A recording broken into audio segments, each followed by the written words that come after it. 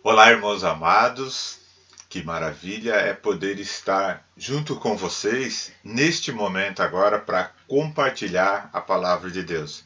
É uma honra muito grande para mim poder trazer essa mensagem que Deus colocou no meu coração durante a semana para compartilhar com os irmãos. E hoje nós iremos falar sobre um tema especial. A palavra de Deus nos diz em Romanos, no capítulo 12, o versículo 1. Rogo-vos, pois, irmãos, pelas misericórdias de Deus, que apresenteis o vosso corpo por sacrifício vivo, santo e agradável a Deus, que é o vosso culto racional. E o assunto do qual nós iremos tratar hoje é o que o apóstolo Paulo, inspirado pela palavra de Deus, quis dizer nesse texto de Romanos com culto racional. A motivação para que fizéssemos esse estudo nesse texto que iremos apresentar esta noite veio de um irmão em Cristo que durante a semana fez perguntas relacionadas a esse texto da palavra de Deus. Nós estamos estudando esse livro de Romanos todas as quintas-feiras e aqui vai o meu convite, se você desejar participar conosco também via Skype ou via Hangout, é só entrar em contato e dizer quero participar, que nós vamos poder fornecer então o link desses estudos que são feitos online e você vai participar. Mas nós estamos ainda no início da carta, então esse irmão quis se antecipar e dizendo, vai demorar um pouco para nós chegarmos no capítulo 12, eu gostaria de saber um pouco sobre o que o apóstolo Paulo está querendo dizer com este culto racional. E daí veio ao meu coração o desejo de compartilhar não apenas com ele, mas com cada um de vocês, aquilo que o apóstolo Paulo compartilhou com os irmãos de Roma sobre culto racional. A carta do apóstolo Paulo aos Romanos, que é essa carta onde nós iremos estudar hoje, é uma carta onde o apóstolo Paulo se preocupa com duas coisas que ele considerou e eu considero extremamente importante relacionada à fé cristã, relacionada ao nosso relacionamento com Deus, à comunhão que temos com Ele e o desejo que temos de servi-lo. Nessa carta, o apóstolo Paulo apresenta, nos primeiros capítulos, para ser mais preciso, do capítulo 1 até o capítulo 11, elementos da fé cristã que fazem com que você tenha a convicção, a certeza de que tem um relacionamento com Deus. Inicialmente, ele abre a carta dizendo que todos, tanto judeus quanto gentios, pecaram diante de Deus e somos pecadores e injustificáveis diante de Deus por nossas obras, apresentando então a salvação pela fé, mediante a graça, mediante a fé que depositamos no nosso Senhor Jesus Cristo como o único Senhor e Salvador de nossas vidas. Então, se você crê que Jesus Cristo morreu na cruz para pagar pelos seus pecados e ressuscitou para ser Senhor de sua vida e você assumiu esse compromisso com Ele, você entendeu a fé cristã apresentada pelo apóstolo Paulo, inspirado por Deus, é claro, aqui nesses textos de capítulo 3, 4 e 5 de Romanos. E no capítulo 6, inclusive, ele vai falar a respeito de como esta fé nos livra da natureza terrena pecadora. Capítulo 7 também continua falando a respeito disso. E o 8, 9, 10 e o 11 são capítulos doutrinais. Então, eu falei que a carta fala de dois aspectos importantes do nosso relacionamento com Deus. E a partir do capítulo 12 ele vai falar a respeito desse segundo aspecto. Então, primeiramente ele fala a respeito da nossa fé. Primeiramente ele fala a respeito do nosso compromisso com Deus baseado naquilo que nós cremos. E do capítulo 12 em diante ele vai falar a respeito da prática da nossa fé. Então aqui esse versículo da palavra de Deus de Romanos, capítulo 12, versículo 1 e 2 que nós iremos estudar, ele está então fazendo a abertura deste assunto relacionado à prática.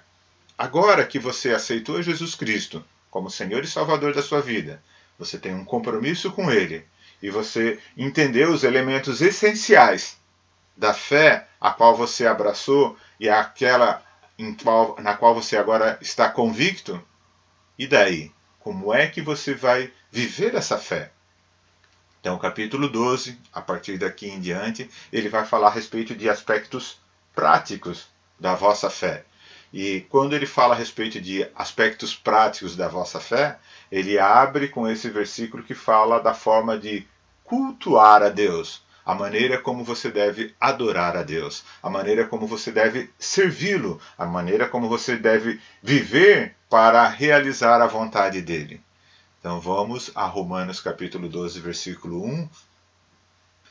E nós vemos já na abertura desse texto, desse versículo, que o apóstolo Paulo considera esse um assunto extremamente importante, a ponto dele começar o versículo dizendo: rogo-vos pelas misericórdias de Deus. E eu gostaria de fazer minhas as palavras do apóstolo Paulo aqui neste momento, porque eu gostaria de me dirigir a todos vocês também com um rogo, com uma súplica. É como se o apóstolo Paulo estivesse dizendo aqui: eu estou suplicando a vocês que vocês prestem muito atenção nisso que eu vou falar agora, que vocês ponham em prática esse ensinamento que eu vou falar, a ponto dele dizer assim: eu não estou rogando por mim, se vocês não confiam em mim, então eu não estou pedindo por mim, eu estou pedindo pelas misericórdias de Deus. Vocês acabaram de ouvir a respeito da salvação e das misericórdias de Deus, e se vocês confiam nessa misericórdia de Deus, é em nome dessas misericórdias de Deus, as quais vocês depositaram a sua fé e a sua confiança, que eu suplico nesse momento, que eu rogo a vocês, que vocês apresentem os seus corpos em sacrifício vivo, santo, agradável a Deus, que é o vosso culto racional. Assim como fez o apóstolo Paulo, eu gostaria de fazer o mesmo também. Gostaria de suplicar a vocês e rogar, não por mim, também nem pelo apóstolo Paulo, mas pelas misericórdias de Deus, na qual vocês depositaram a confiança e a fé de vocês, que vocês observem essas palavras que, inspiradas por Deus, a carta aos Romanos trará a nós. A palavra de Deus nos diz: apresenteis os vossos corpos por sacrifício vivo, santo, agradável a Deus. E apresentar os vossos corpos por sacrifício vivo, santo e agradável a Deus, é isso que o apóstolo Paulo aqui nesse texto chama de culto racional. Eu gostaria primeiramente de falar um pouco a respeito dessa palavra culto, que usualmente nós utilizamos ela para identificar o momento em que nós nos reunimos em coletivo, essa reunião solene de adoração, de estudo da palavra de Deus e de comunhão com aqueles que têm a mesma fé conosco, em um espaço que nós chamamos de igreja, um templo, num lugar especial para aprendermos de Deus e dedicarmos um tempo especial às coisas de Deus. Este momento, ainda que seja chamado de culto online, porque nós não estamos todos no mesmo lugar presencialmente, mas virtualmente e espiritualmente todos estamos unidos com um propósito também, nós chamamos de culto, o nosso culto online do Ministério da Graça no Brasil. Mas será que a palavra culto ela significa exclusivamente isso? Durante o início da minha caminhada na fé, quando eu comecei a aprender a palavra de Deus por intermédio daqueles que Deus enviou para me instruir, isso eu era jovem, com 17 anos de idade, eu tinha um instrutor da palavra de Deus, um irmão amado, alguns de vocês talvez conheçam, o pastor Rubens Kuyper, que ele tinha certas ressalvas com relação a esta palavra culto. Tanto que comumente e usualmente, até hoje, nós, na Igreja Bíblica da Graça de Biguaçu e também aqui na região, as igrejas próximas que nós temos, não usam com frequência essa palavra culto para identificar as nossas reuniões públicas. Nós chamamos apenas de reunião. Esse domingo nós iremos à reunião.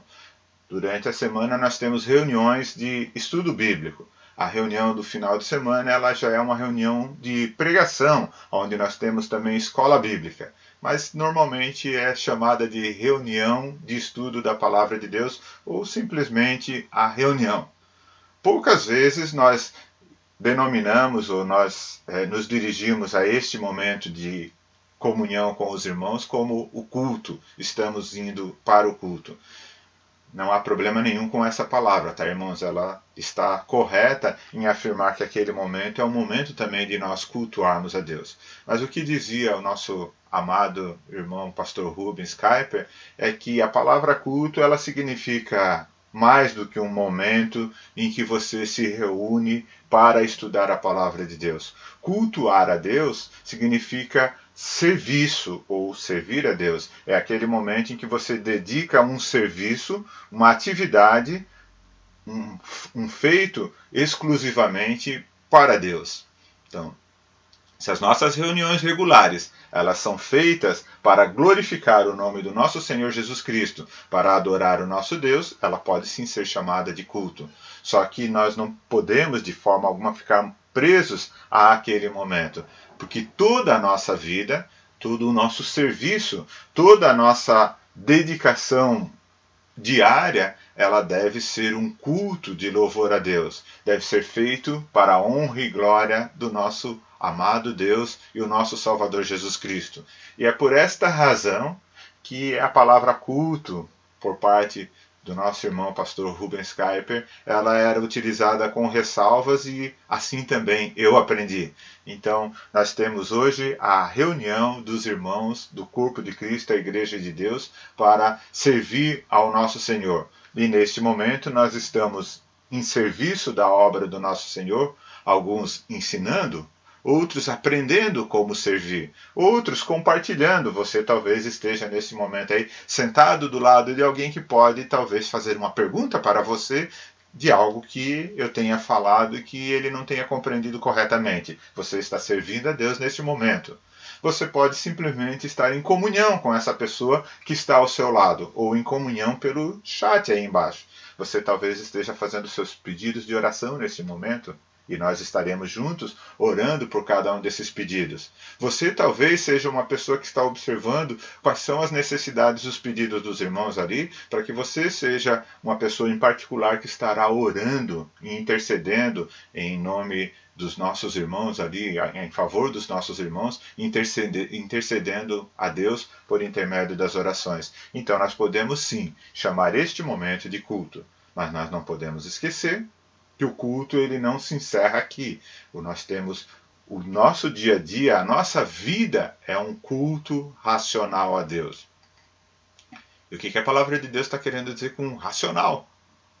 Que tipo de culto é esse o culto racional? A palavra racional, aqui apresentada na palavra de Deus, ela não tem aquele sentido talvez usual ou comum que nós poderíamos apresentar distinguindo entre racional e emocional, ou um culto da razão ou da emoção. Não, o culto racional, na verdade, ele tem o seu aspecto razão e tem o seu aspecto emoção também, mas ele é racional no sentido de que ele é um culto lógico, acobertado de um significado, um sentido, as coisas fazem sentido. Inclusive a palavra grega utilizada para racional aqui é a palavra lógicos, que significa um culto que tem lógica, que faça sentido. E faz sentido e tem uma razão para Deus. Esse sentido é relacionado a Deus.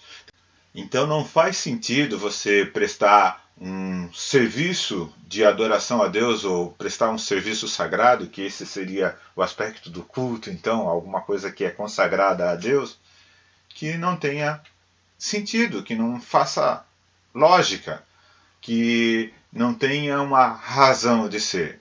E um dos aspectos que faz com que esse culto não tenha sentido é você ter uma prática dentro de um prédio ou de um templo onde você diz que lá você serve a Deus, e quando você sai de lá na sua vida, no seu dia a dia prático, esse Deus não está presente na sua vida.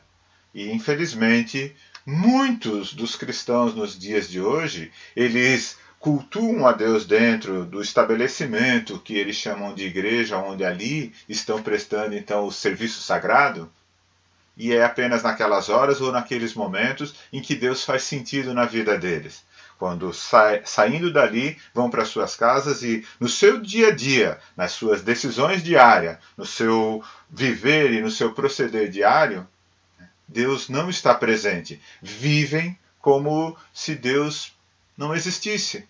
É exatamente isso que eu estou falando, irmãos. Vivem como se Deus não existisse. Eu não estou falando que são crentes que vivem não fazendo a vontade de Deus ou lutando a favor ou contra a vontade de Deus. São crentes que realmente vivem desconsiderando a própria existência de Deus na sua vida. Eu poderia até afirmar que são crentes que na sua vida prática, no seu dia a dia, vivem como se fossem ateus.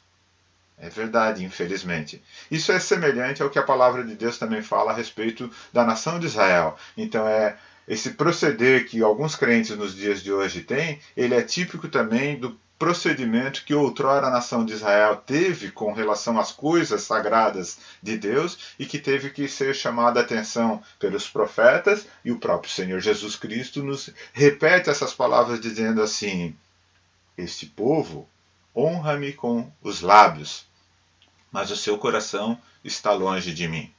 Em vão me adoram, ele diz, ensinando doutrinas que são preceitos de homens. Em Isaías, no capítulo 29, versículo 13, ele acrescenta ainda: o seu temor para comigo consiste só em mandamentos de homens que maquinalmente aprendeu. Não existe lógica, racionalidade ou inteligência alguma num culto deste tipo, onde você cultua a Deus e serve a Deus apenas num determinado momento da sua vida. E é exatamente disso que a palavra de Deus está nos alertando aqui. Então, quando o apóstolo Paulo diz: rogo-vos ou suplico a vocês pelas misericórdias de Deus, que vocês apresentem os vossos corpos por sacrifício vivo, santo e agradável a Deus, ele nos propõe aqui 3 formas de nos apresentar ao serviço divino. 3 formas de você se entregar ou se dedicar ao serviço sagrado de Deus. E o primeiro aspecto, ele faz uma alusão aos sacrifícios do Velho Testamento, que apresentei o vosso corpo por sacrifício vivo. No Velho Testamento, o povo de Israel, a nação escolhida por Deus, para adorar e servir a Deus, para expiar os seus pecados, eles iam frequentemente a um lugar santo, o templo, levando um animal. E esse animal era sacrificado, era um sacrifício morto, como oferta para agradar a Deus, como oferta de culto, de adoração a Deus, agradando a Deus e expiando os pecados daquele que faz a oferta. A palavra de Deus diz que o nosso Senhor Jesus Cristo é a nossa oferta diante de Deus para a expiação dos nossos pecados. Então, o Senhor Jesus Cristo entregou a sua vida na cruz como o Cordeiro de Deus que tira os pecados do mundo. Então, você não precisa levar um sacrifício de oferta que será morto para a expiação dos seus pecados quando você deseja se apresentar a Deus. Porém, a palavra de Deus nos diz que você deve se apresentar na presença de Deus. Porque quando Cristo morreu na cruz pelos nossos pecados, aqui mesmo em Romanos, na palavra de Deus no capítulo 6, ele diz que nós fomos sepultados junto com Cristo para sermos ressurrectos, assim como Jesus Cristo ressuscitou, para andarmos em novidade de vida. Então essa decisão de apresentar o vosso corpo como sacrifício a Deus ou como oferta a Deus, ela ainda permanece não como um sacrifício de expiação, porque isso Cristo já fez por você, mas como um sacrifício de serviço a Deus. E é claro que esse serviço deve ser prestado com o seu corpo ou com a sua vida vivo, e não mais como morto. Então é isso que o apóstolo Paulo está dizendo aqui. Ofereça o seu corpo, os seus membros, a Deus, como oferta viva. E quando ele afirma de você oferecer como oferta viva, ele não está dizendo uma vez por semana. Ele está dizendo todos os dias da semana. Ele não está dizendo também um valor ou um percentual da sua riqueza ou dos seus bens ou das suas posses. Ele está falando de tudo o percentual ou tudo aquilo que lhe pertence. Ele também não está falando a respeito de você entregar a Deus um determinado dia. Recentemente, há algum tempo atrás, na verdade, alguém veio perguntar para mim a respeito da forma como nós fazemos essa reunião pública que nós chamamos de culto. E ele dizia, esse culto, na verdade, não tem oferta nenhuma, porque vocês não obedecem tradições ou rituais nenhum. Não tem rito nenhum. Vocês sequer oferecem da parte daquilo que Deus abençoou vocês, o 10%, o dízimo, porque a igreja de vocês também, o grupo de vocês não prega o dízimo. Vocês não têm um dia que vocês consideram como um dia sagrado, um dia especial para cultuar a Deus, como no Velho Testamento é ensinado para a nação de Israel, que dos 7 dias da semana havia um dia exclusivamente dedicado às coisas de Deus e ao culto e ao serviço a Deus. Então, na verdade, vocês não estão fazendo um culto, vocês não sobem os montes como para a oração e para a dedicação a Deus, para fazer, de alguma forma, algum tipo de oferenda ou sacrifício a Deus, não mais o sacrifício de animais, porque também ele não acreditava ou não estava afirmando que nós deveríamos voltar a essas coisas. Ele reconhecia também o sacrifício do nosso Senhor Jesus Cristo na cruz pelos pecados dele, mas algum tipo de oferta, algum tipo de consagração, algum tipo de serviço onde você entrega alguma oferenda a Deus.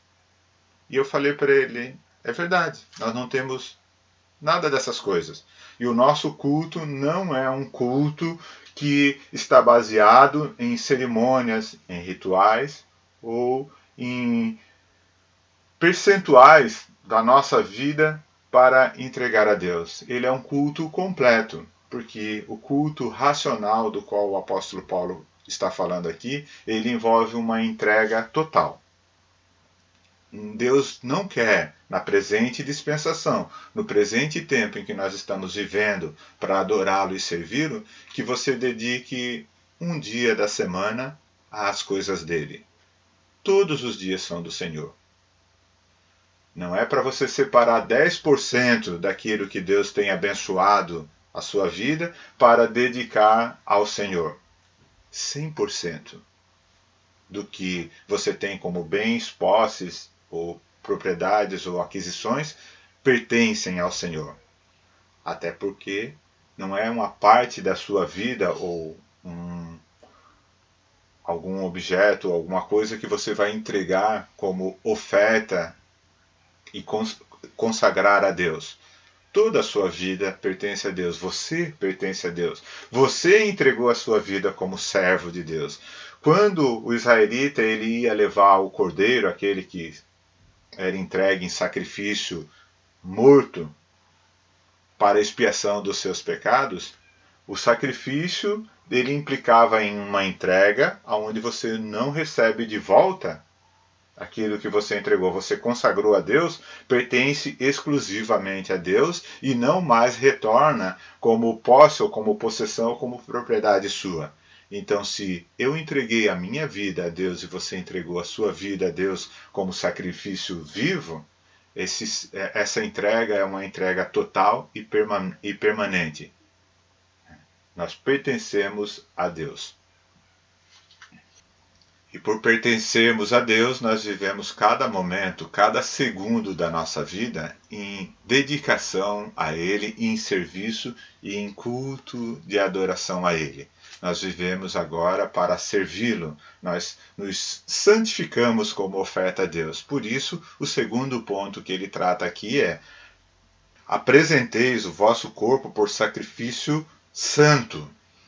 Este é o segundo aspecto, então, do apresentar as nossas vidas em culto e serviço a Deus. Ela deve ser apresentada de uma forma santa. Santa no sentido de santificado, santa no sentido de separada exclusivamente para pertencer a Deus. Esse é o sentido real e bíblico da palavra santo, quando você é separado como propriedade de Deus ou para pertencer exclusivamente a Deus. Não existe nenhum outro texto da palavra de Deus, eu acho, que apresente de uma forma tão clara o sentido de se santificar ou de se consagrar a Deus do que a palavra de Deus nos dá em Êxodo, no capítulo 19, quando Deus faz aliança com o povo de Israel.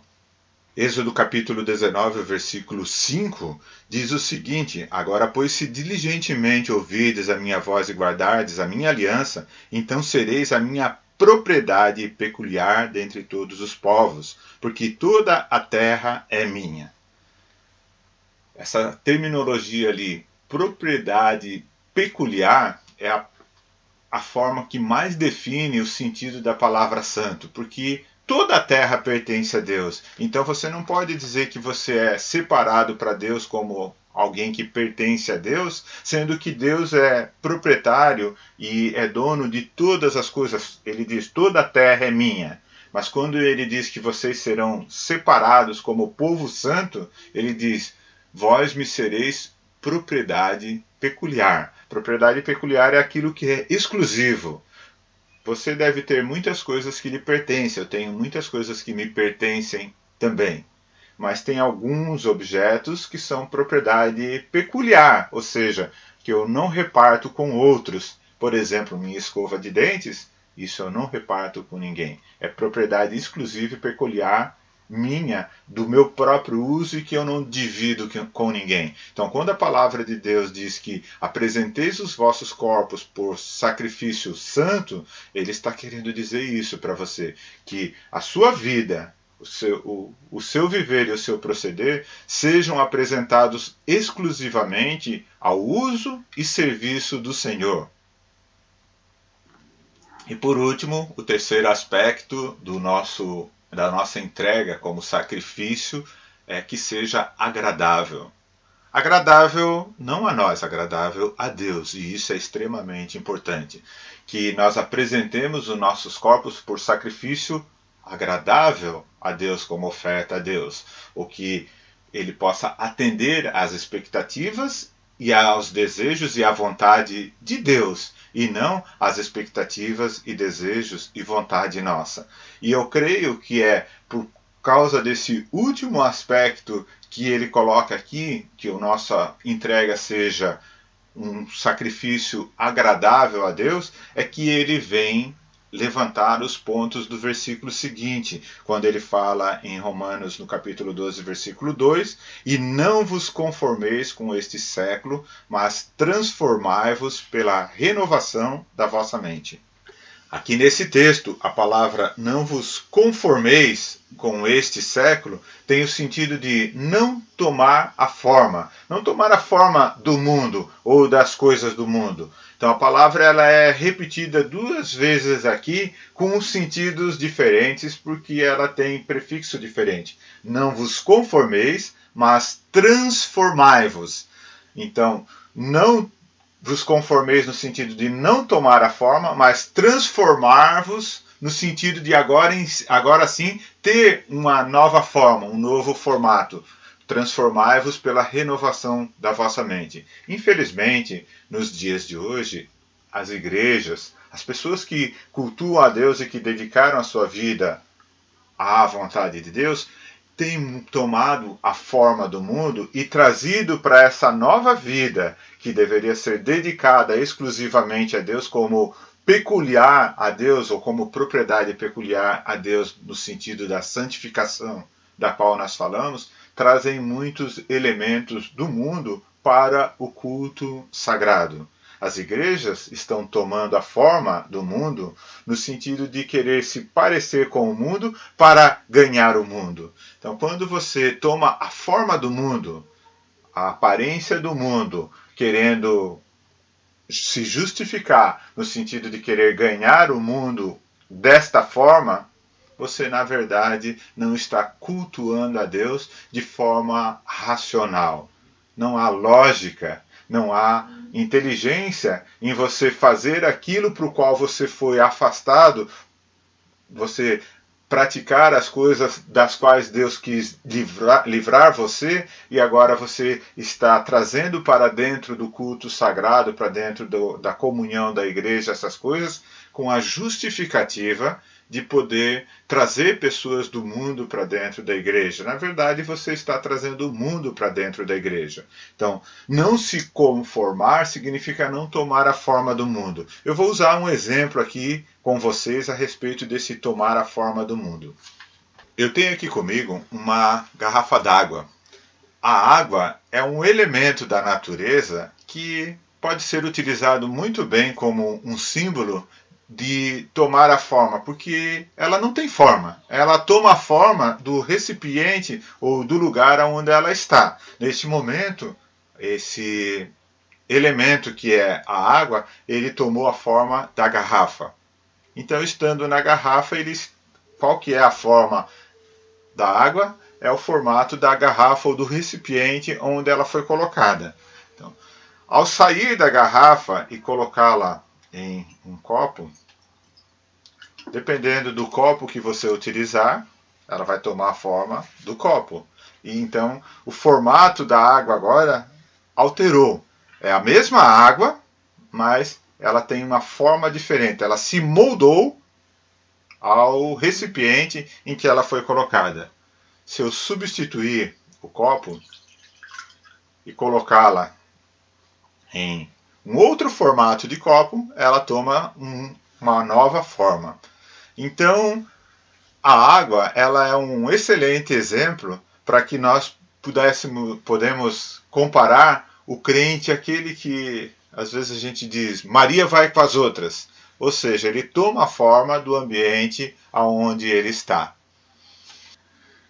E as igrejas nos dias de hoje elas estão se moldando à cultura na qual ela está inserida, semelhante à água. Então nós passamos a ser uma igreja fluida, que se conforma com este século, ou com o mundo, ou com o ambiente que está inserido.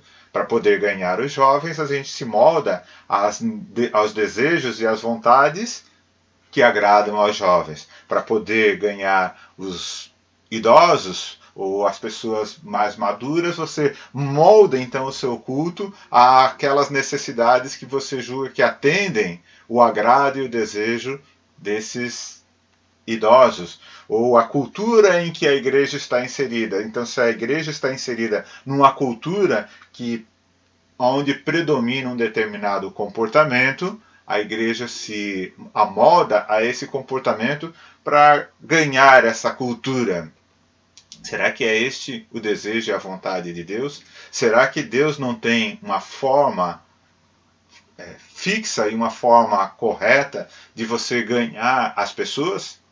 Será que a palavra de Deus não está dizendo que ele nos liberta do império das trevas para nos transportar para o reino do Filho do seu amor que tem um formato? Então, se é para libertar de algo e transportar para alguma coisa completamente diferente daquele algo do qual nós somos libertados, porque nós vamos nos transformar ou nos moldar àquilo do qual nós fomos libertados, para agora prestar um culto a Deus naquele formato com a justificativa ou com a desculpa de que estamos fazendo isso para ganhar o maior número possível. Será que a vontade de Deus é ganhar a qualquer preço, a qualquer custo?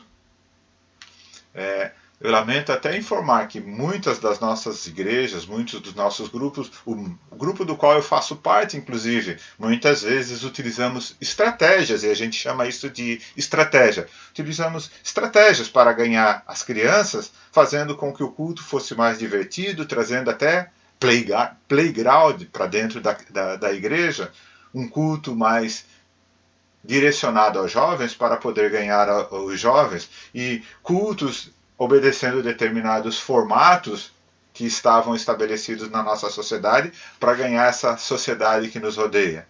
E o resultado? Nenhum desses jovens, dessas crianças ou dessas pessoas que têm esse formato, essa cultura da sociedade, permaneceram quando nós voltamos então à regra divina, quando nós voltamos à palavra de Deus.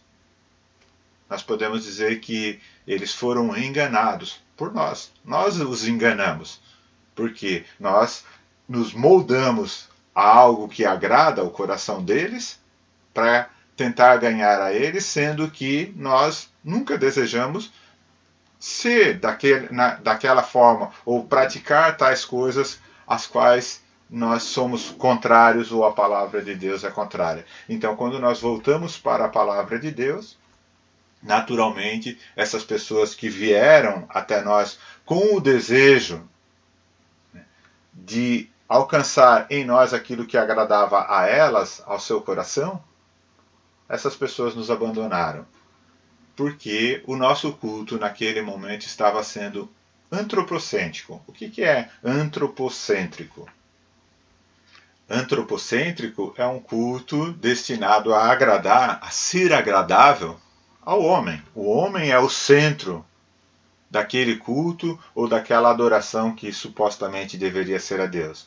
Fere diretamente já o terceiro princípio do capítulo 1 que nós falamos a respeito de que os nossos corpos devem ser oferecidos como sacrifício agradável a Deus. Então, o culto racional é aquele que agrada a Deus e não que agrada a homens. Então, nós não precisamos fazer nada que agrade a homens para ganhar homens, almas para Deus. Porque ganharemos verdadeiramente almas a Deus quando formos agradáveis a Deus e que outros puderem observar em nosso culto racional, o nosso culto inteligente, esse que possui uma lógica, a nossa vida e nosso testemunho e dedicação a servir a Deus, as pessoas perceberão que verdadeiramente Deus está em nosso meio e desejarão também agradar a Deus e servir a Deus nesse formato que Deus estabeleceu e não nesse formato que toma a forma do mundo. Então esse é o segundo aspecto agora desse texto do capítulo 2 de Romanos, capítulo 12. Transformai-vos pela renovação da vossa mente. Então, não tomeis a forma do mundo, mas transformai-vos. Então, esse tomar a forma agora pela renovação da vossa mente, ele tem um outro sentido. Inclusive, a palavra utilizada ali como o sufixo que se refere à forma é uma palavra diferente da primeira que diz não vos conformeis. Não vos conformar é aquele sentido fluido.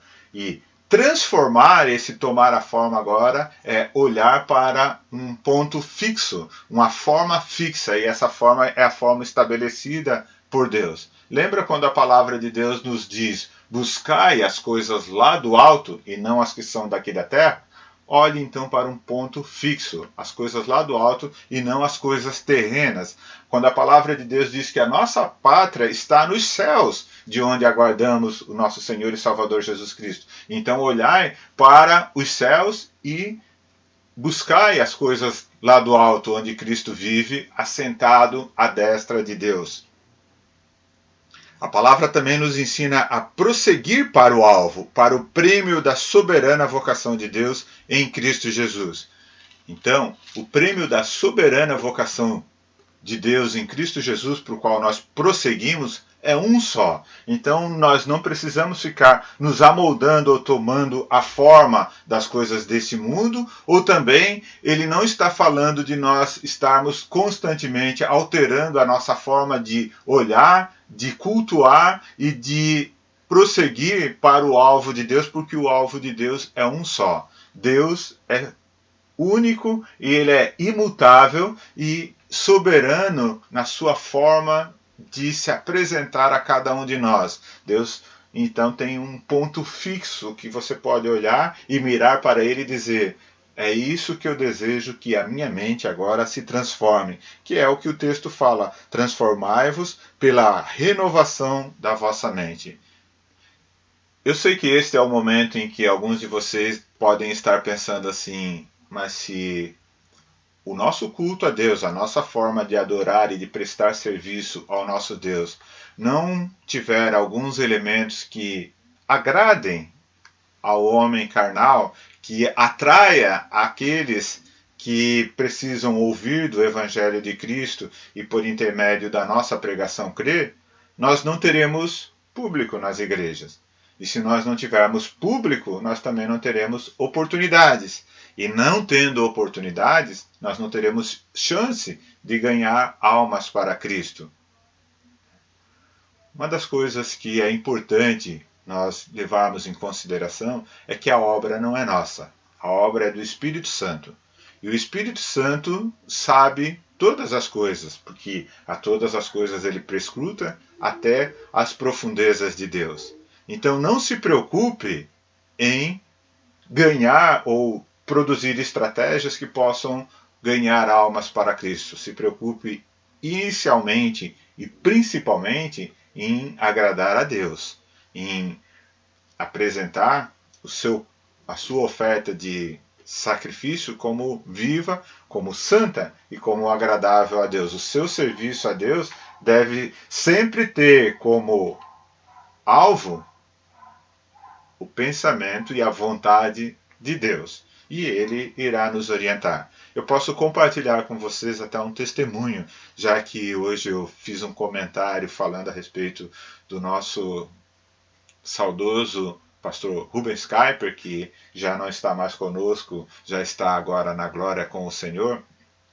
Quando eu aceitei a Cristo, e muitos que conheceram o pastor Rubens Kuyper vão concordar comigo no que eu vou falar agora, pastor Rubens não era uma pessoa fácil de aprender com ele.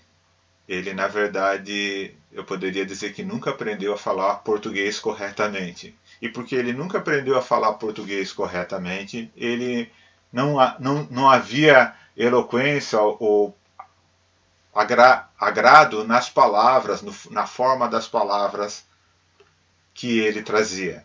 Era realmente difícil aprender com ele, a ponto de ser tão difícil que a minha mente e o meu coração carnal muitas vezes poderia desejar aprender com outros que trazem palavras mais agradáveis, mais suaves e também mais inteligíveis.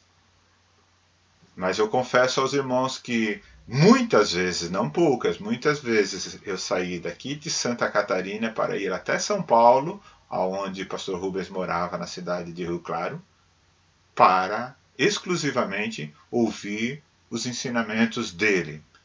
Então eu me sacrifiquei e desejei fazer viagens longas para estar com ele, aprendendo com ele.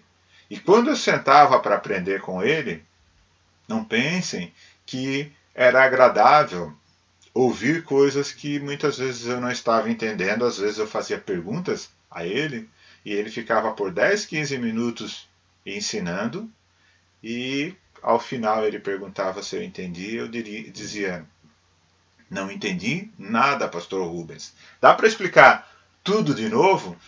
E ele, com aquela paciência de sempre, reiniciava agora a sua explicação, tentando de uma forma diferente explicar tudo de novo, para que houvesse a compreensão. E eu, pacientemente, também ouvia tudo novamente para poder compreender. Mas ele percebia nos meus olhos o brilho quando eu compreendia a verdade que ele estava tentando me ensinar. Então havia um esforço da minha parte e todo aquele esforço era recompensado no momento em que havia a compreensão do ensinamento que estava sendo passado.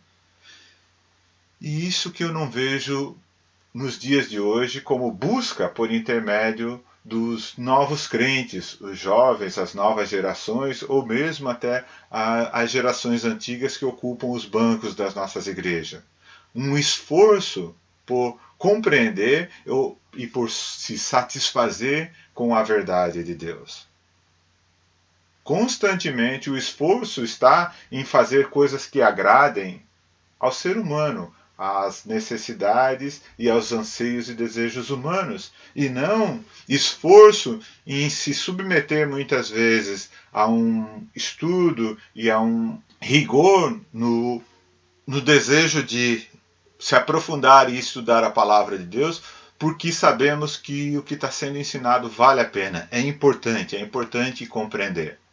Então, quando a palavra de Deus diz: não se conformeis com este mundo, transformai-vos pela renovação da vossa mente, ela está indicando isso, que você deve buscar esse alvo, ter como objetivo, ter como meta a compreensão e a prática dos ensinos da palavra de Deus, que nem sempre serão fáceis, nem sempre serão agradáveis ao homem, nem sempre eles serão aquilo que o nosso coração deseja e os nossos ouvidos desejam ouvir.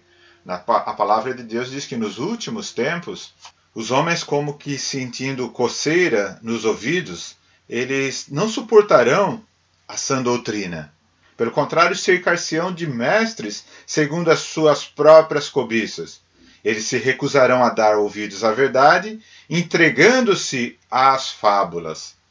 Então a palavra de Deus nos ensina que esta é a natureza humana. O ser humano, ele deseja ouvir aquilo que é agradável, agrada ao seu coração. E a palavra de Deus está dizendo aqui que a sã doutrina, ela, na maioria das vezes, não é agradável ao coração dos homens. E por isso os homens se recusam a dar ouvidos à verdade. E a exortação que o apóstolo Paulo faz a Timóteo é: tu, porém, sê sóbrio em todas as coisas. Suporta então essas aflições, faz esse trabalho de evangelista e cumpre cabalmente o teu ministério. Essa é a exortação que o apóstolo Paulo daria a cada um de nós também. Voltando a Romanos do capítulo 12, o versículo 2, ele diz que é desta forma, agindo dessa maneira e cultuando a Deus desse jeito, que você poderá experimentar qual seja a boa, perfeita e agradável vontade de Deus. Considerando essas coisas, irmãos, experimentar qual seja a boa, agradável e perfeita vontade de Deus já não é mais a causa de um culto racional a Deus. Pelo contrário, isso se torna a consequência de um culto provido de sentido, um culto provido de lógica, um culto provido de uma racionalidade, de uma compreensão de qual que é o desejo de Deus para as nossas vidas. Retomando então aquela primeira fala, onde era o desejo do apóstolo Paulo, que as pessoas que estavam habitando lá em Roma e lendo essa carta pudessem servir a Deus plenamente, inicialmente compreendendo as doutrinas de Deus, do capítulo 1 até o capítulo 11 do livro de Romanos, ele explicando a salvação e o relacionamento que temos com Deus por intermédio do ensino. E do capítulo 12 agora, abrindo com esses versículos, ele tentando demonstrar aos romanos como viver essa fé, como praticar essa fé, e sabendo que esse é o meu desejo, sabendo que esse é o desejo de cada um de vocês, que nós possamos então nos apegar aos ensinamentos da palavra de Deus. E tendo conhecimento da vontade e do desejo de Deus para as nossas vidas, nós possamos então agora nos apresentar a Deus e cultuá-lo racionalmente, cultuá-lo de uma forma lógica, servir a Deus de uma forma que faça sentido e seja de acordo com o ensinamento que vem por intermédio da sua palavra. Este é o meu desejo para com a vida de cada um de vocês. Este era o desejo do apóstolo Paulo. Eu sei que este é o desejo que habita no coração de cada um de vocês e este é o desejo também de Deus. E com essa certeza, então, eu dou graças a Deus e oro por cada um de vocês. Estamos orando uns pelos outros para que habite ricamente em cada um de nós a palavra de Cristo, não apenas em entendimento, mas em exercício da fé em prática. Em nome de Jesus Cristo, eu peço por todos vocês, irmãos. Amém.